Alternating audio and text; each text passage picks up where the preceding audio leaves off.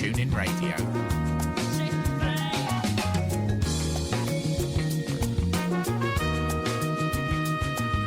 Some things have changed. Andrew Ackerman's still doing Groove Lounge every Thursday night. He's on later on tonight. You can tune in from 10, I think. With still doing Groove Lounge. Still doing Groove Lounge, Great and show. it is a great show. I thoroughly encourage you to listen to that if you get a chance. Here we are. It's Seclo Sounds, your community radio station, Milton Keynes. It's Mind Your Head, our new time slot, 7 o'clock on a Thursday evening, which I have to say is far more civilised than our old slot at 9 o'clock. How long are we here for? Is it an hour and a half? We're here for an hour. We're here for an hour. 7 till 8 on Thursday night. Okay, we'll have to have a word with Mike about that later. Absolutely, yeah. There was talk about it, but no, we'll stick with an hour for a moment. So, here we are, it's Mind Your Head, Mental Health and Wellbeing, here on Time to Talk Day. Now, some of you will have heard about Time to Talk Day. Some of you may not have heard about Time to Talk Day. Time to Talk Day is one of the... Sorry, big shout out to Lizzie, talking about Time to Talk and talking about mental health and stuff. Lizzie, if you're out there, who's our other panellist? She is our other panellist. Beautiful woman, sorry to interrupt, Steve. You're absolutely fine. She messaged me today to say, in the spirit of talking for 5 minutes, I think you were talking about Sue, wasn't it? She said how she was and she should be back and looking forward to come back. So, hi Lizzie, if you're out there. Woo! Absolutely, okay. Carry on. Thank you. Beautifully segued Chris into It's Time to Talk Day. Yes. Chris and Lizzie had a 5-minute conversation earlier on about the fact that Lizzie is feeling a bit run down. I haven't replied yet. Oh, shocking. Anyway, Time to Talk Day is part of the... Time to Change, which is a big anti-stigma campaign funded through the Department of Health, which involves Mind, Rethink Mental Illness, Royal College of Psychiatrists and various other organisations, which is all about trying to reduce the stigma and discrimination that people who experience mental ill health face on a day-to-day basis. And we could talk about, this links in very much to the parity of esteem, the fact that mental health has always been the poor relation within health services, all of those sort of things. So Time to Change. Right. Time to Change is the overall anti-stigma campaign. Time to Talk Day is today, where they are encouraging. Okay, I will read you the blurb. Go for it. Where's it from? Rustle my paper. Who's written it? This is from the Time for Change website. Right. It's all honestly, even I get confused by this. The branch from Rethink Mental Illness. Say what? The branch from Rethink Mental Illness. Oh no, it's Mind. It's Rethink and Mind and okay. So, Time to Talk Day 2015. Take 5 minutes out of your day to have a conversation about mental health. As I mentioned earlier, mental health problems affect 1 in 4 people every year, yet too often people are afraid to talk about their experiences because they feel it will affect their jobs or their relationships. That's not right, and it's why we need your help today to break the silence and end the stigma. We all have mental health, just like we all have physical health, so you don't need to be an expert to have a conversation today. Take 5 with a friend to find out how they're doing.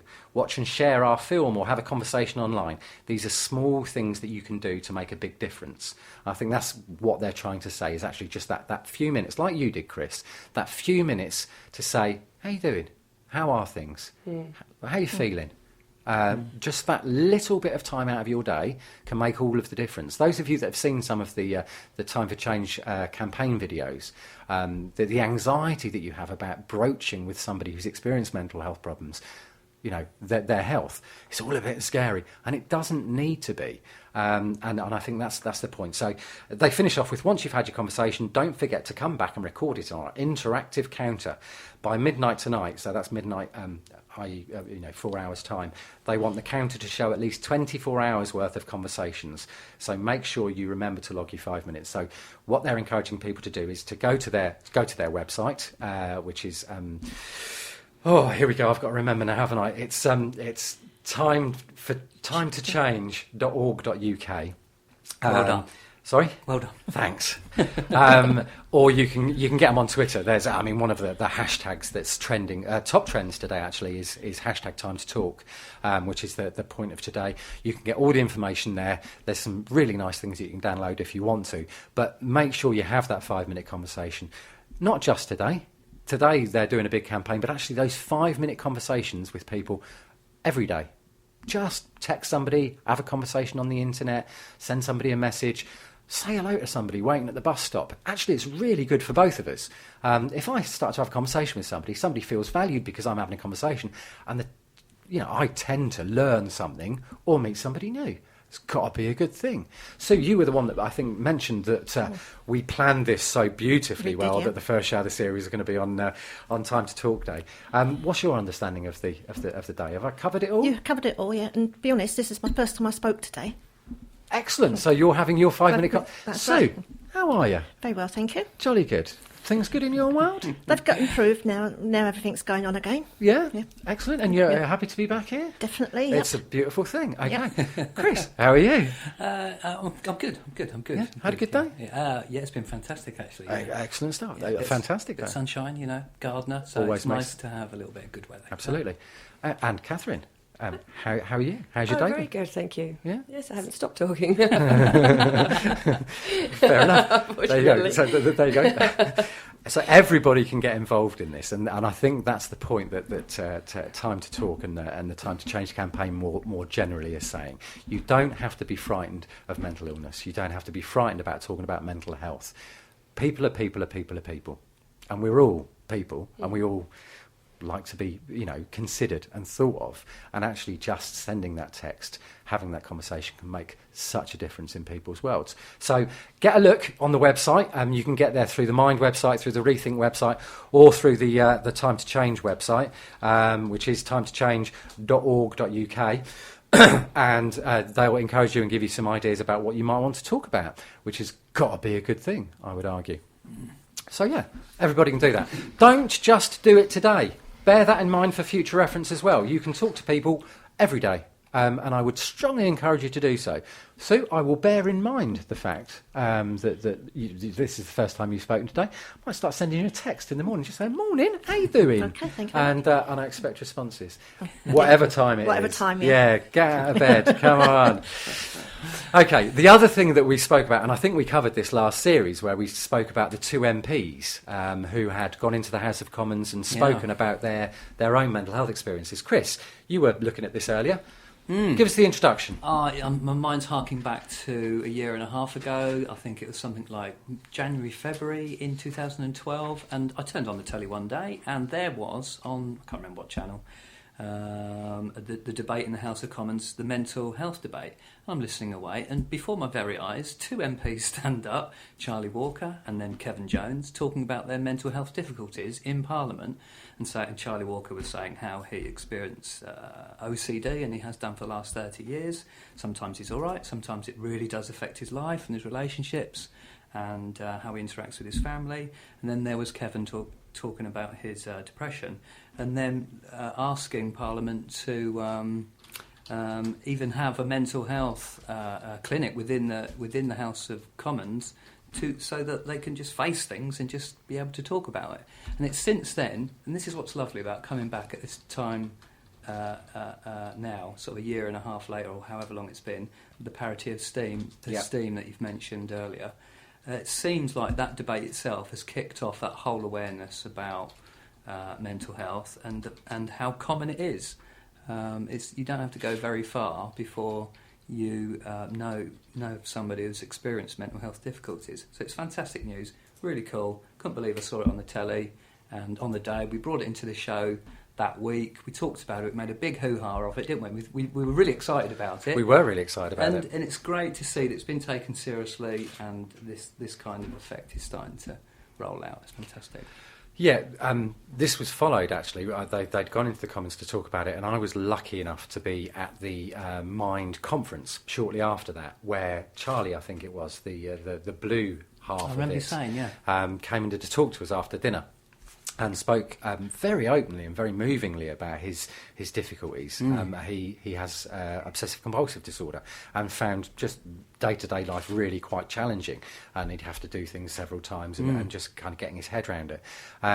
He described himself as a practicing fruitcake, which I still think is one of the most beautiful ways that you can describe yourself when you're going through that sort of thing. But the fact that this is somebody who is, responsible, arguably, for running the country, certainly responsible for his constituency, highly respected, highly talented, highly skilled individual who spoke just beautifully about his experiences. and he's experiencing mental health problems day in, day out, and managing them and living a life. And I think that in itself did a huge amount to raise the profile of mental health and mental illness, and to reduce some of the stigma, because actually this isn't then about somebody else, this isn't about them, this is about us. And that's entirely what we're about here on Mind Your Head. And I think what the MPs did was to start that conversation. Yeah. And if there's any listeners out there or people that are downloading the podcast, which I believe this goes out to Spreaker, is that right? It is, yep, you can get it. You can get it probably in a couple of days after the show, once we've had time to iron out the wrinkles, if there are any wrinkles. It takes more than a couple of days for me to iron out my wrinkles, but in terms of the show, yeah, it will automatically go up to Spreaker, and you can listen to it at your leisure. Yeah, so if there's any people out there who might have experience of obsessive compulsive disorder in a way that's affecting their lives, or depression, then do try and have a little self-compassion for yourself and try and grow that over time. It can take years, and get the support you need if it is indeed affecting your life. Don't feel like you have to hide it away. There's fantastic support out there, as I've discovered when my panic attacks got the better of me. I had my last one 6 years ago now. It happened over a 10-year period, and it was fantastic to plug into the support, and still getting that support, and it's awesome.